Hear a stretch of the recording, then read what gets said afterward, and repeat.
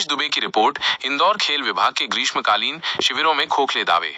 इंदौर तारीख। इंदौर खेल विभाग द्वारा आयोजित विभिन्न खेलों के ग्रीष्मकालीन प्रशिक्षण शिविरों की पड़ताल में चौंकाने वाले खुलासे हुए हैं। विशेष रूप से हैंडबॉल ओलंपिक खेल की स्थिति चिंताजनक है, जहां खेल एवं युवा कल्याण विभाग भोपाल द्वारा सुविधाएं मुहैया कराने के बावजूद नियुक्त प्रशिक्षकों का ध्यान खिलाड़ियों के विकास के बजाय खेल सामग्री की खरीद फरोख्त पर अधिक केंद्रित प्रतीत होता है। बाल विनय मंदिर इंदौर में नियुक्त हैंडबॉल प्रशिक्षक का बयान इस बात की पुष्टि करता है। प्रशिक्षक को साल भर के लिए 100 बॉल भी कम पड़ती हैं, जबकि वहां केवल 15 बच्चे नियमित रूप से खेलते हैं।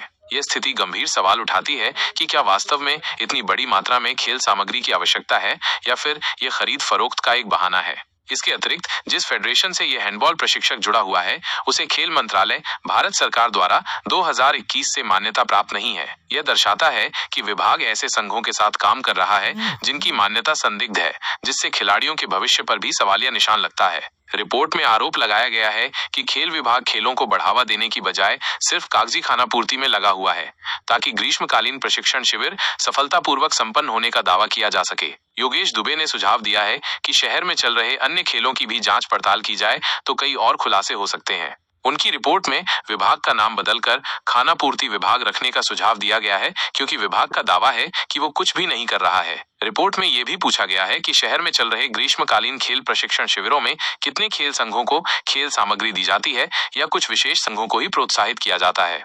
इस मामले में जिला खेल अधिकारी और हैंडबॉल कोच से प्रतिक्रिया की प्रतीक्षा है।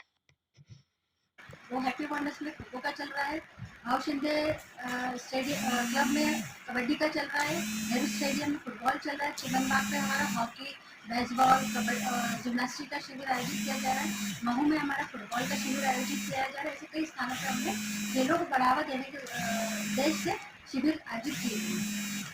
अभी जैसे मल्हार आश्रम है, बाल विनय मंदिर है, उनमें कौन कौन से मल्हार आश्रम में एथलेटिक्स का शिविर आयोजित किया जा रहा है एवं बाल विनय मंदिर में हैंडबॉल का शिविर आयोजित किया जा रहा है। इस समय बच्चों को है ना कौन कौन से सामान, खेलों के सामान उपलब्ध कराए जा रहे हैं? जिन खेलों के हम शिविर लगा रहे हैं, उन्हीं खेलों से संबंधित सामान हम उनको उपलब्ध कराते हैं।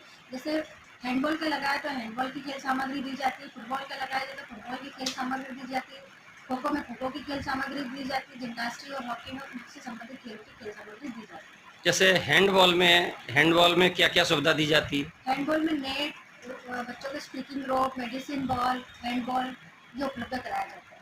समय समय पर दी जाती है? समय समय पर दी जाती है। जैसे बच्चे है ना बाहर जाते हैं गेम खेलने, उनके लिए क्या सुविधाएं हैं?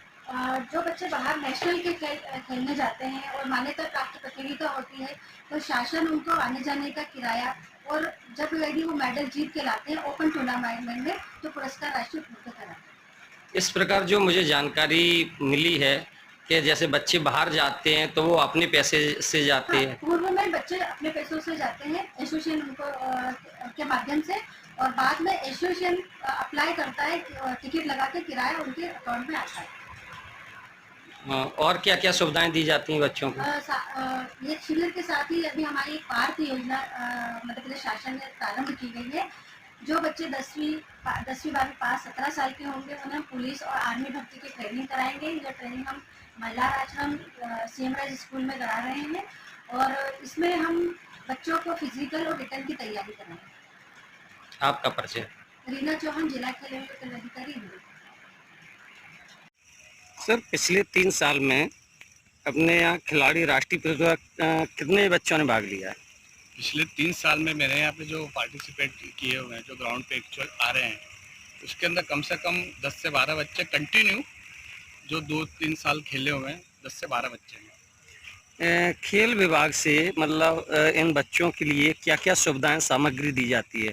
बॉल वगैरह? खेल विभाग से बॉलें और गोल पोस्ट और नेट दी जाती है, लेकिन जो पहले जितना आता था, अभी हम लोग तो यहाँ पे हमारी रिक्वायरमेंट दे देते हैं। पहले क्या आता था कि यहीं से परचेसिंग होती थी, सब कुछ यहाँ से। अभी क्या भोपाल से सब सामान मंगाना पड़ता है। जितने हम क्वांटिटी देते हैं उसमें जितना आता है, क्वांटिटी के हिसाब से जो आता है। बच्चों को साल भर में कितनी बॉल दी जाती है? बच्चों को साल भर में, अभी जो इस साल मेरे पास आई है तो वो साल भर के हिसाब से आई है, 100 बॉलें आई है। उसके अंदर सब जूनियर, जूनियर और सीनियर, ये 3 प्रकार की बॉलें हैं।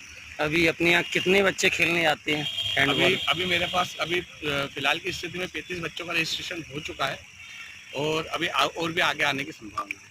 अच्छा, आपकी राष्ट्रीय फेडरेशन का नाम क्या है? हमारी राष्ट्रीय फेडरेशन के अंदर अभी तो ये कोर्ट के अंदर चल रहा है। 2 राष्ट्रीय फेडरेशन है, एक HAI है, एक HFI है।